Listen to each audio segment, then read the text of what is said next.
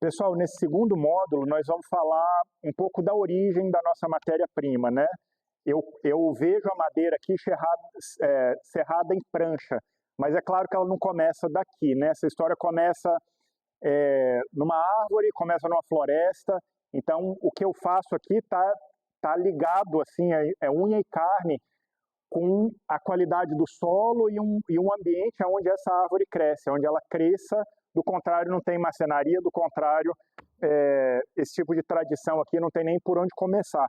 Então, eu nem de longe sou um especialista nisso, não sou um profissional nem da ecologia, nem da botânica, e nem da história de como a gente usou o meio ambiente aqui que a gente habita, mas eu sou um entusiasta e eu acho que como profissional marceneiro é meu dever me educar e me informar sobre as florestas, quais são, em que condição elas estão, como a madeira que eu uso é extraída, como ela é transportada, e como brasileiro e cidadão, acho que é minha obrigação também entender o que aconteceu antes de mim, que história é essa de pau-brasil e de ser brasileiro, e o que já foi feito com as nossas florestas aqui, que lugar é esse onde eu moro, para que eu haja bem. No fundo é isso, eu preciso me informar sobre o que já aconteceu, sobre o que está acontecendo, para que eu seja um profissional decente. No fundo é isso. A cada vez que um cliente entra aqui e me pergunta como é que eu trabalho, o que eu faço, o que eu não faço, que madeira eu uso, é minha responsabilidade ter boas respostas para isso tudo e dizer para aquela pessoa com quem eu interajo qual é o papel dele nessa história inteira, dele que é consumidor, qual é o meu papel, que sou um beneficiador de madeira, dado o planeta que a gente habita hoje, né?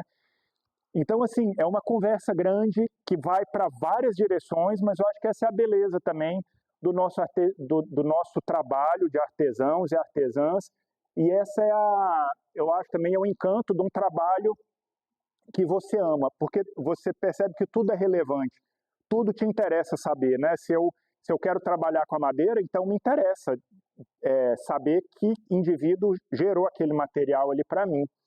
Tá bom? Então é uma conversa grande que vai para várias direções assim, mas talvez ela ajude a organizar um pouco o pensamento e de certa forma o meu entendimento assim de 10 anos, depois de 10 anos como marceneiro, né? Eu comecei a trabalhar com a madeira maciça e durante um tempo eu tive uma preocupação, para não dizer que era um remorso ou uma culpa assim, com a origem desse material, porque a última coisa que eu queria era que isso fosse uma coisa que me faz bem ou que é uma atividade danosa para algum outro lugar.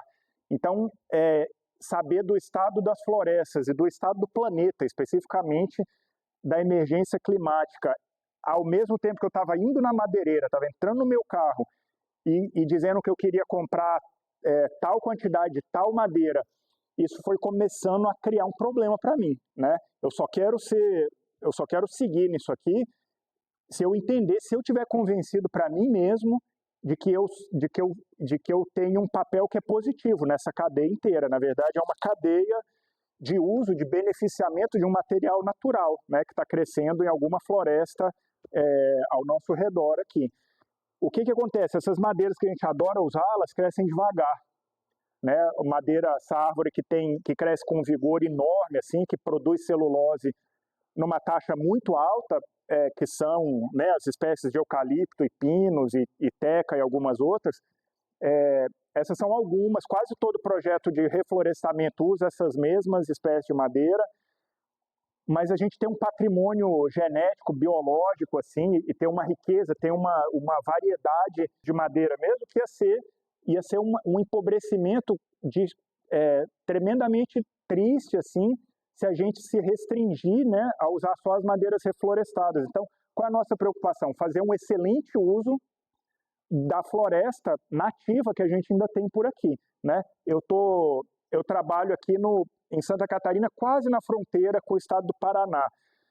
A Mata Atlântica cobria o Brasil, a costa do Brasil inteira, do Rio Grande do Sul ao Rio Grande do Norte e depois, aqui onde a gente está, ela ia do litoral até a Argentina, isso tudo era Mata Atlântica. Hoje resta dela, acho que 3%, 4%, depende um pouco, acho, da forma como é medido, e tem uma certa quantidade de área em regeneração, mas a mata basicamente foi destruída, foi extinta, para dar lugar à nossa civilização, a nossa forma moderna de ocupar e construir o país. Então, assim, como marceneiro, eu me interessei por essa história. Eu li um livro que não está aqui, que se chama Ferro e Fogo, de um historiador americano, e ele conta basicamente a história do Brasil sob o ponto de vista de uma floresta, sob o ponto de vista da Mata Atlântica. E aí ele narra, assim, de uma forma muito transparente, como é que cada ciclo de progresso, de desenvolvimento econômico do Brasil, basicamente dependeu de desmatar uma parte a mais do nosso território. Então foi tirar o pau-brasil, a árvore primeiro, talvez o primeiro ciclo que nos organiza como um novo país a partir de 1500 ali, sendo que é evidente que a nossa história não começa aí, muito pelo contrário, ela começa muito antes, mas assim, a gente começou tirando o pau-brasil daqui, isso dá o nome, uma árvore dá o nome do nosso país, a ação de tirar, de extrair a árvore dá o nosso nome de brasileiro, né? Porque eiro normalmente é o nome, é o sufixo em português para as profissões, né? O marceneiro, o ferreiro e o açougueiro, não sei. E normalmente o que denota uma nacionalidade não é eiro, né? É argentino, americano, alemão, francês, não é eiro. Eiro é profissão. Então, brasileiro a pessoa que extraía pau-brasil. Você vê como a nossa história é uma história de uso de floresta, uso de madeira. E até hoje né? Então, eu acho que a gente tem que se educar quanto a isso. Um livro que me ajudou um monte assim, é esse Pau-Brasil, do Eduardo Bueno, que é um historiador, né? Conta um monte dessa história, como isso foi centrado, como isso é formativo na nossa história.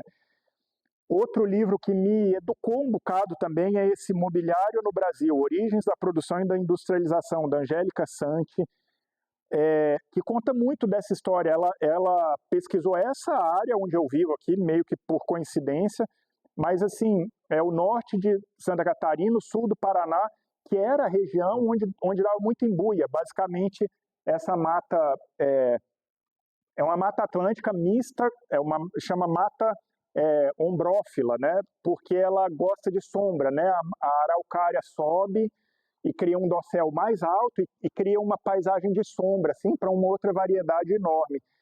Então, é um ciclo que formou essas cidades aqui, Rio Negrinho, São Bento do Sul, Campo Alegre, onde eu vivo, que foi de extrair, basicamente extrativista, de araucária e de embuia, que era outra madeira que tinha aqui, que foi muito valorizada, porque é um material maravilhoso, assim, como matéria-prima, se você quer construir coisas de madeira, e ela dava num diâmetro assustadormente, assim, grande, uma árvore maravilhosa. São duas das espécies de uma lista enorme de coisas que estão extintas, né? Não como espécie não está extinta. Existe a árvore de embuia, existe a árvore de pau-brasil, de jacarandá, mas tem tão pouco que na prática não tem um uso comercial mais dessas coisas, e hoje também é protegido por lei, né? Você não pode remover mais as pouquíssimas espécies que restam dessas árvores, em termos de área, né? Então, assim, como marceneiro, eu comecei a ter esse contato muito direto com extinção de espécies. Eu nunca tinha tido, né? Até aqui eu tinha um emprego e existia no mundo como um consumidor, que é o lugar que a modernidade nos guarda, assim, você trabalha, ganha alguma grana e consome o mundo. Essa era a minha experiência também. E o meio ambiente, a natureza, a floresta, são mais ou menos uma abstração, mais ou menos uma história, uma coisa que você vê no documentário, mas não são uma realidade para você. Aí quando eu estava engatinhando, assim, como marceneiro, esse negócio me bateu de um jeito que eu escutei aquele marceneiro das antigas, aquele que hoje é um senhor, mencionar os nomes e relatar para mim um fato de extinção. Ele falava, a gente fazia de mogno, a gente fazia isso de jacarandá, fazia de cabriúva, fazia de caviúna, fazia de pau-marfim, e é um rol enorme, assim, fazia de peroba do campo. E aí para mim foi ficando claro que, assim, cara, acabou, essas não tem mais. E a cada ida na madeireira eu via que as tais madeiras que a gente estava usando, ou elas também estavam acabando, ou estavam ficando muito mais caras, porque estava muito mais escasso, ou estava vindo de qualidade muito pior. É isso que acontece. A araucária é proibido cortar, nem por isso as pessoas deixam de cortar, infelizmente. Em tese, você precisava ter uma autorização, né, assim, um DOF, que te autoriza a remover aquelas árvores. Infelizmente, a prática não é bem essa. E você vai ver o tipo de araucária que as madeireiras estão vendendo, em tese, aquilo tem um documento que é madeira legal, extração legal. Mas você vai ver a qualidade daquela madeira, é horrível comparado com a araucária antiga que a gente ainda vê. Tinha um guarda-roupa ali de um tempo atrás, que o fundo dele era uma peça de araucária dessa largura, assim, ó, sem nó, linda, perfeita. Aí você vai agora ver o que tem lá, é tudo árvore jovem, a madeira leve, já chega cheio de defeito, já chega bichada. Por quê? Porque as pessoas estão extraindo rápido, com ganância, o final que ainda tem aí, e cortando a madeira que não está pronta na época errada, que também cresceu num bioma que já não, certo? Já não favorece aquela planta lá. Então, foi ficando claro para mim, assim, que se eu quero continuar trabalhando, se eu amo esse ofício, se ele me faz bem, e se ele pode ser uma cadeia de bem para o mundo, então eu tenho que ser um ativista da floresta. É muito simples assim, pela madeira, pelo meio ambiente, é meu papel, é uma expressão do meu trabalho de marceneiro. E eu acho que muitos artesãos sentem isso, se atraem para esse trabalho também por isso, e é um pouco dessa história que a gente vai tratar nesse módulo de hoje. Então, para mim, a marcenaria é esse campo assim, de maravilhamento sem fim, porque aqui eu tenho uma rotina que me agrada, mas eu sei que tem um vínculo direto, imediato, assim, o tempo inteiro com a terra, com a saúde desse solo, com a quantidade de chuva, com a condição da chuva e com a floresta que está crescendo. Então é uma razão de alegria sem fim, assim, de deslumbramento e de gratidão para o mundo natural, para com esse mundo que a gente chama de natural, né, mas que é tudo que é vivo além do humano. Esse é um outro livro aqui, ó, do Ricardo Cardim. Ele fez, na verdade, um inventário, de certa forma, das árvores gigantes da Mata Atlântica. É isso que ele fez. Ele viajou o Brasil de norte a sul. É um primor o livro, mas ele chama Remanescentes, né, o livro. Ele basicamente documenta para que a gente veja o grau de maravilha que era essa natureza que existia aqui. Sim, muito disso eu entendo que precisava dar lugar para essa ocupação humana que a gente instalou por aqui. Mas você fica estarrecido de ver o que foi feito com tanta floresta e vem uma voz urgente assim para que a gente faça diferente com o que ainda tem, né? O Cerrado também está basicamente devastado. A gente tem uma floresta imensa ainda de pé que merece nossa atenção. Todo bioma merece, a Mata Atlântica precisa, todos precisam. Mas eu acho que esse é o tipo de literatura que é um pano de fundo para nós marceneiros do século XXI, para a gente se situar no mundo, para a gente saber como o nosso trabalho é relevante no dia de hoje. Eu não faço isso aqui por um romance, por um apego ao que é velho, porque eu gosto de usar serrote. Sim, eu gosto de usar serrote, mas mais do que tudo porque eu estou entendendo que isso é relevante e atual para me formar e para eu formar o meu filho para que ele haja no mundo de uma forma positiva, né? Eu acho que isso é marcenaria, não é outra coisa. E isso deviam ser os trabalhos todos, né? Eu tirar daqui o meu sustento e eu ter uma ação positiva no mundo. Então você vê se a árvore não é isso, né? Do que é feita a estrutura da árvore? A árvore é feita de celulose, a parede dos tubos de condução de seiva são celulose.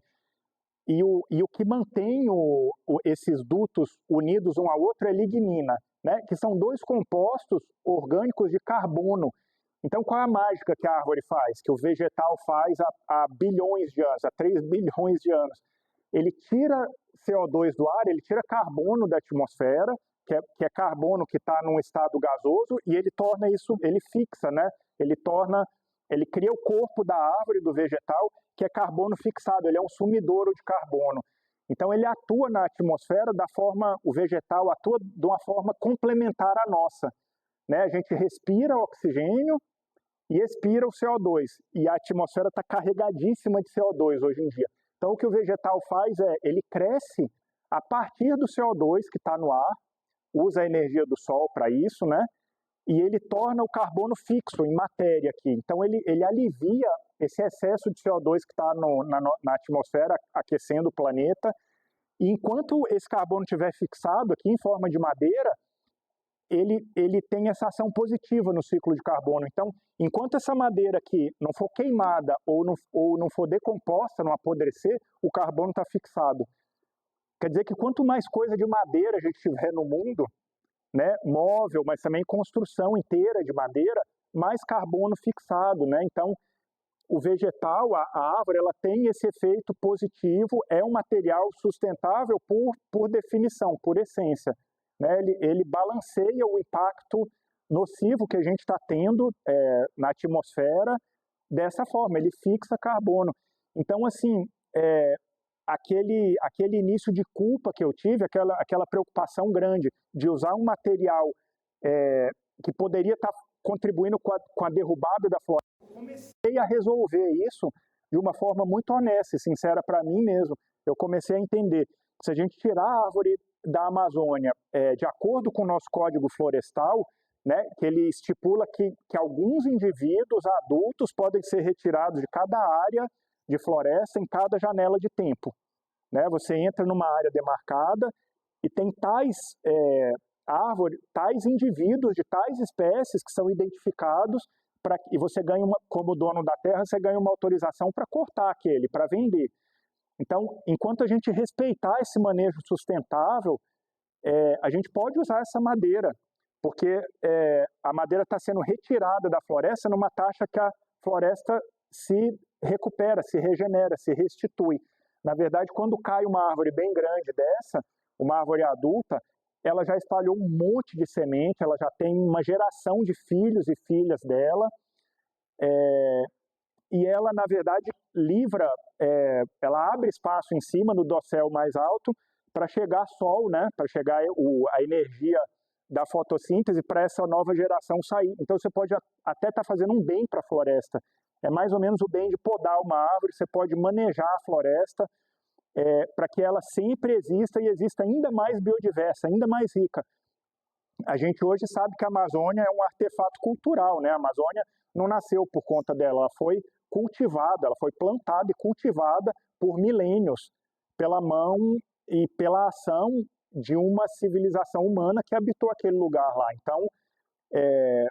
Então é possível usar para sempre um recurso natural, é possível a gente usar para sempre madeiras maravilhosas como essas aqui, tendo um impacto positivo no planeta, né? O que tem que ser parte, o que tem que ficar para a história? É o uso desenfreado, movido pela ganância, pela nossa ganância. Como é que eu ganho o máximo no mínimo espaço de tempo?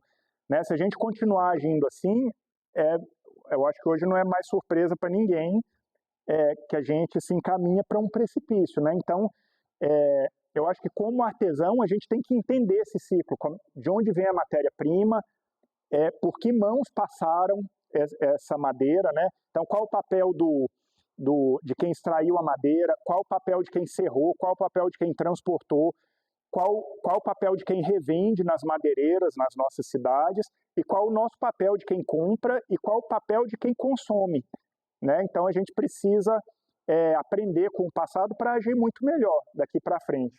E eu acho que esse tipo de literatura aqui, além de ser super interessante, é uma aula da história do nosso país, é uma aula de ecologia e para mim é o pano de fundo desse ofício, dessa profissão aqui, que me coloca, ao invés de eu estar num cantinho assim como uma profissão obsoleta, como uma coisa que é feita só por hobby ou só por um romance, um apego ao que é antigo, ou uma nostalgia, ou um saudosismo, ou o privilégio de um hobby, de quem pode se dar presentes e ter um tempo de lazer com esse trabalho, eu acho que entender um papel ecológico para o nosso trabalho nos coloca no centro do mundo, assim, a marcenaria como, ou o artesanato como uma cadeia para reorganizar o mundo, desde a extração de bens naturais, né, serviços ecossistêmicos, até como é que a gente se arranja, como é que a gente se organiza para trabalhar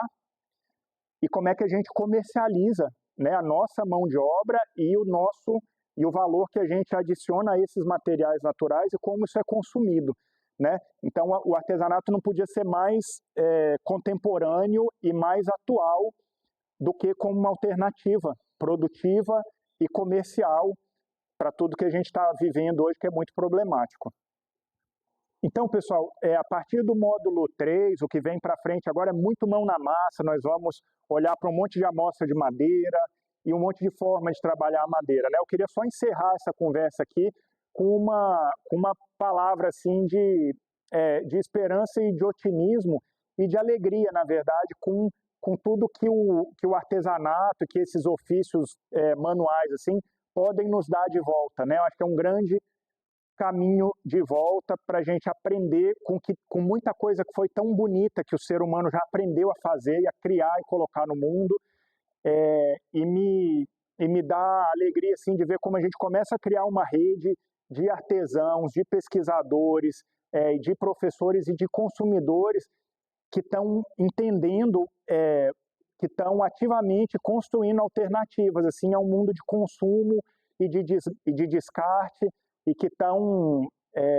virando a página desse papel de só consumir o mundo e que querem fazer suas coisas e que dão valor e veem que são especiais as coisas feitas uma a uma, com atenção, com cuidado, com zelo, que essas coisas são cheias de história e melhoram a nossa vida, assim. Então, isso é o que eu queria mais ou menos resumir assim nesse módulo. A partir do próximo é mão na massa.